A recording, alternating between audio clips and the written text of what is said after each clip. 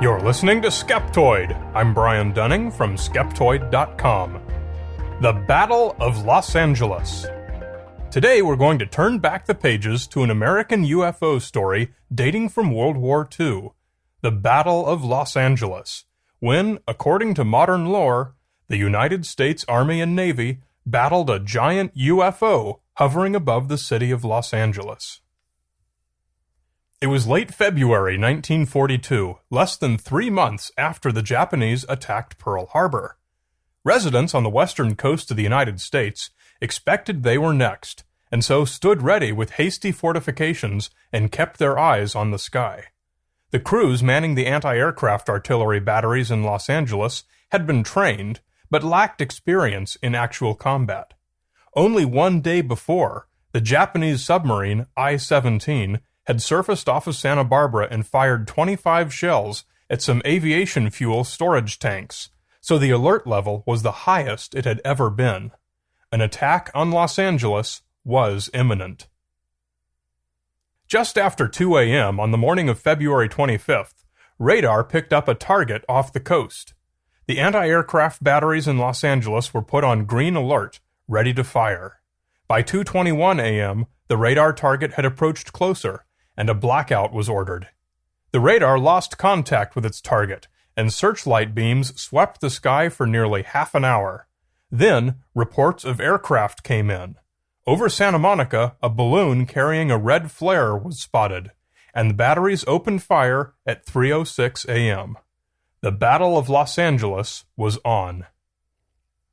For nearly an hour, batteries fired 1,430 rounds of anti-aircraft artillery, raining 8.5 tons of shrapnel back down onto Los Angeles.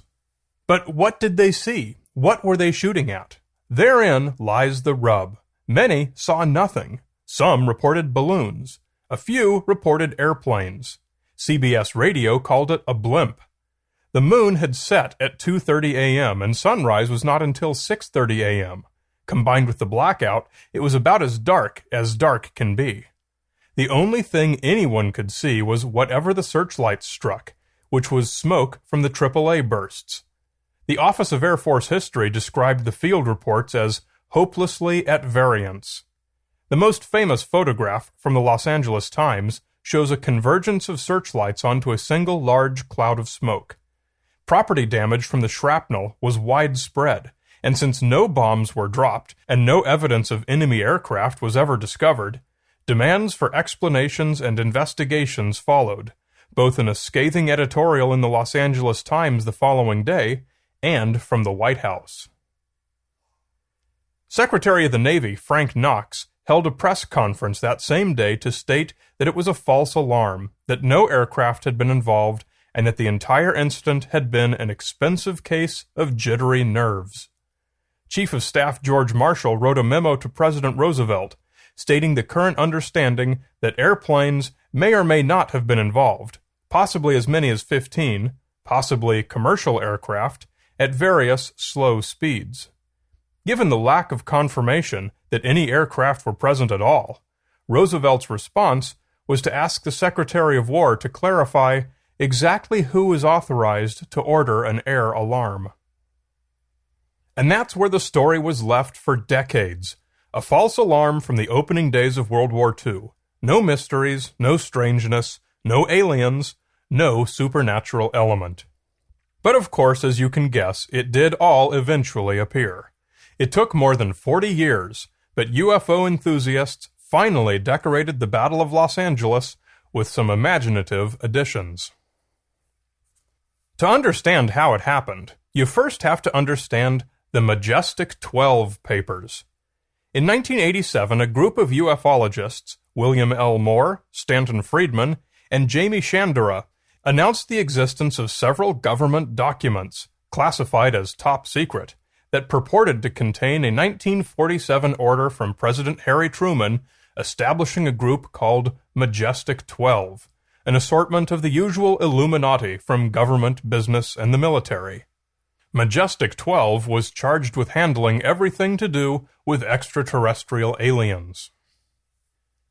Later, another ufologist, Tim Cooper, announced his own batch of secret Majestic 12 documents. Rival ufologists work together in the same way that rival Bigfoot hunters do, not very nicely.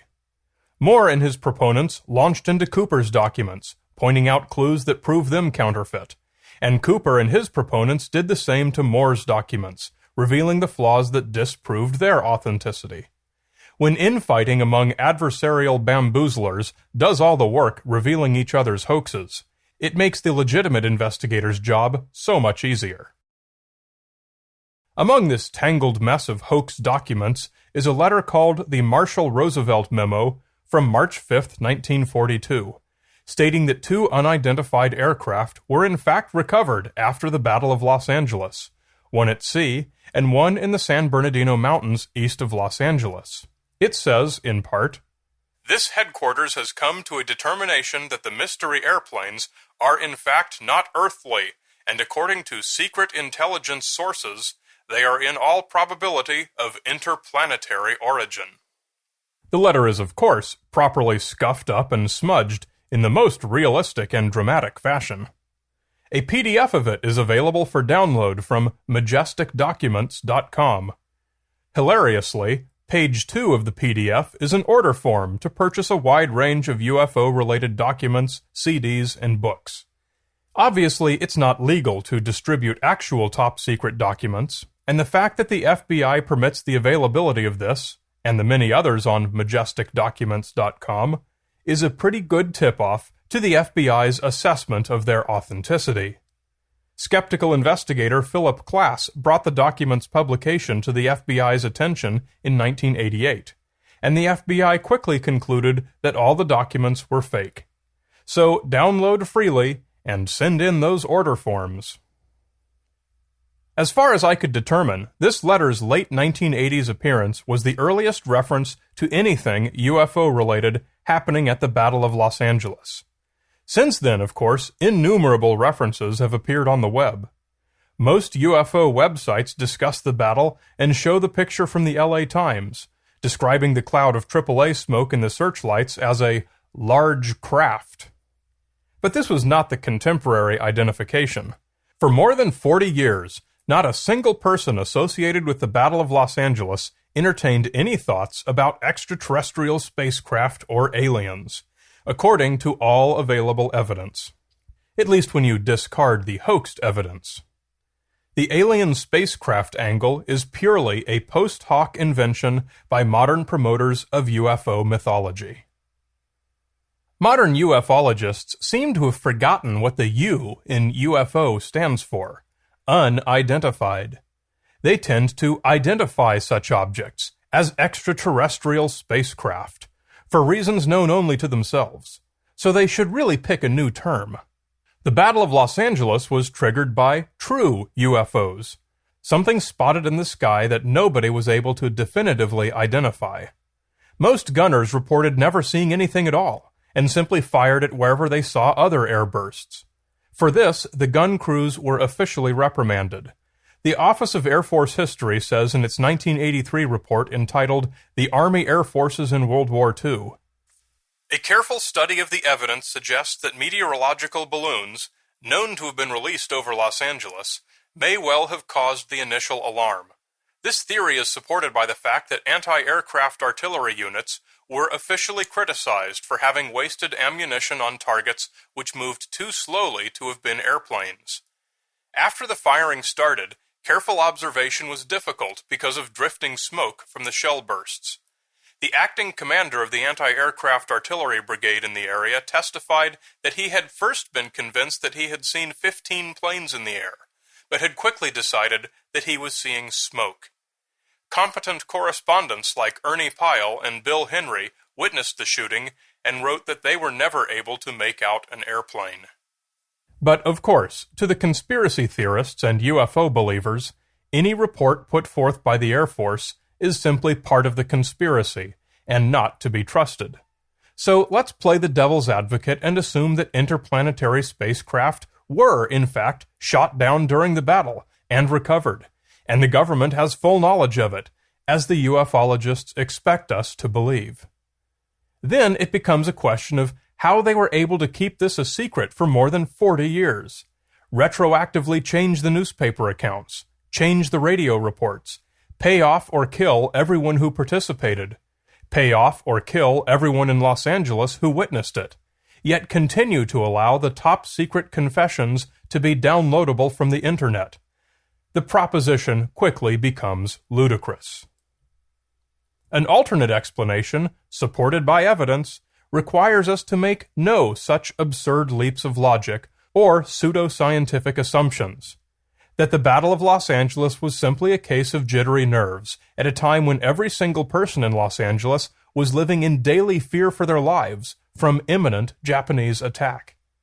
There is simply no need for the introduction of a paranormal element to explain it.